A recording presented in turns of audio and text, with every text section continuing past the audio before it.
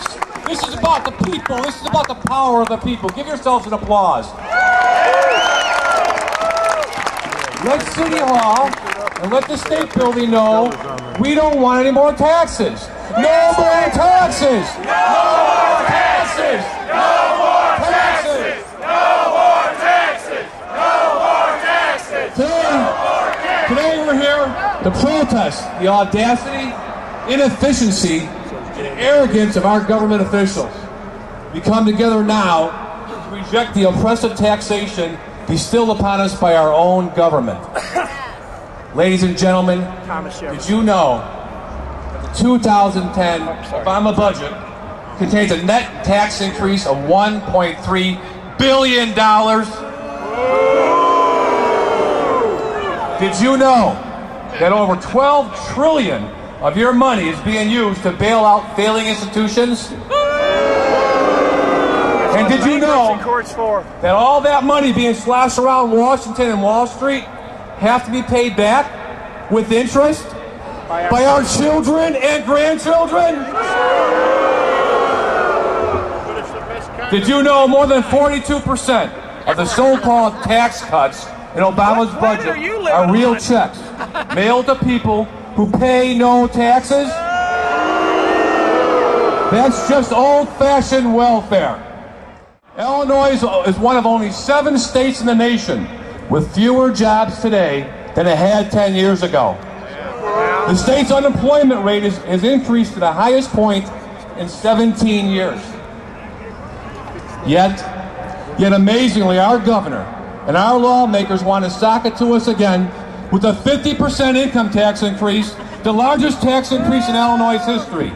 That's $4 billion in new taxes allocated already for the government budget. Ladies and gentlemen, there cannot be a worse time to raise taxes.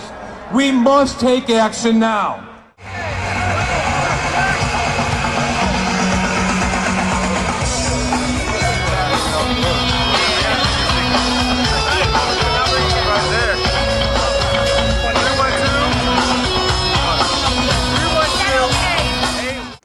Real honor to be here. I'm the finance guy, as you all know. So it's my job to report some very disturbing, frightening statistics. Louder. Can you hear me now? All right. I am the finance guy, and I'm here to report some very disturbing, very frightening numbers for you folks. The U.S. government, in the last 14 months, direct to the mic. All right.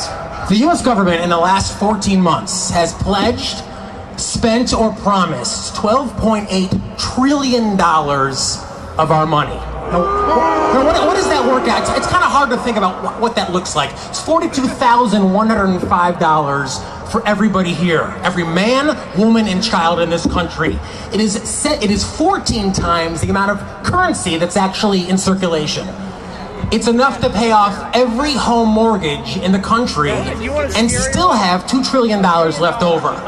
And it's hard to, 12 trillion is the number 12 with 12 zeros after it. My calculator doesn't go that high. Now, to those who blame President Obama, about the size of that. All right, yeah. I thought there'd be a few here. Remember that it was the Bush administration.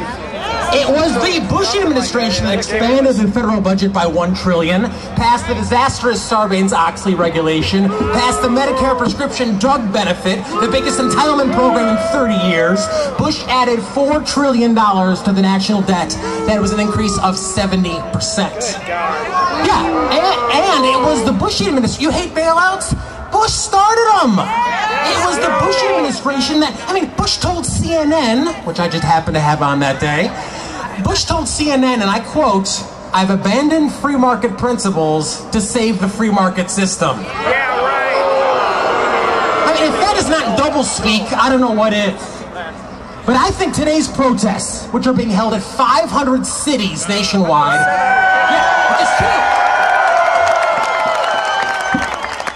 it's huge. But today's protests are not simply about the taxes. They're about the philosophy behind the taxes. What is it? Well, it's described as socialism, fascism, communism. I think in various contexts all are true, but let's refine it for a little bit. From the loans to the automakers to the bailouts from the banks, the primary philosophy now driving this country is collectivism. What does that mean? Collectivism holds that the individual has no rights. Your life, the product of your labor, now belongs to the group. So whatever they want, whether it's low mortgage rates, healthcare, green cars, green jobs, and education, anything at all, it now becomes your responsibility to provide it, whether you like it or not. Now, where do we see that? We see it in the taxes that take money from people who've earned it and give it to people who have not. We see it in the language. I mean, all this talk of, we're all in it together, I am my brother's keeper, shared sacrifice. It all speaks to the same idea. You are here to serve. And unlike charity, unlike volunteerism, the will of the people is implemented through force, not through voluntary trade. Now, I know you all agree with me that this is a profoundly un-American ideal. From the original Boston Tea Party came, of course, the Declaration of Independence, which put forth the morality of individual rights. In this country, hell yeah. In this country, you are born free. Not with the duty to serve the king, but with the moral right to live your own life. I mean, life, liberty, and the pursuit of happiness refers to your life, your liberty, and your happiness. You don't owe society a goddamn thing. Now, of course, for socialists, for collectivists, for people who support this, high tax, high spend, government-controlled economy, sacrifice is everything. I mean, sacrifice is an absolute. You're expected to sacrifice for AIG, for Citigroup, for Bank of America, for deadbeat homeowners, for poorly run municipalities, for whomever in Washington thinks is deserving of your money. This is wrong. The Founding Fathers' view of government was that its scope was limited and clearly defined. Now, honestly, I'm not a constitutional scholar. Is the government here to own a car company? No! Are we supposed to have a government? Do we have a government to run an insurance firm, a mortgage broker? I mean, we have become one of those centrally planned, government-owned European economies that we used to make fun of in this country. This country was once the land of rugged individualism. Don't tread on me.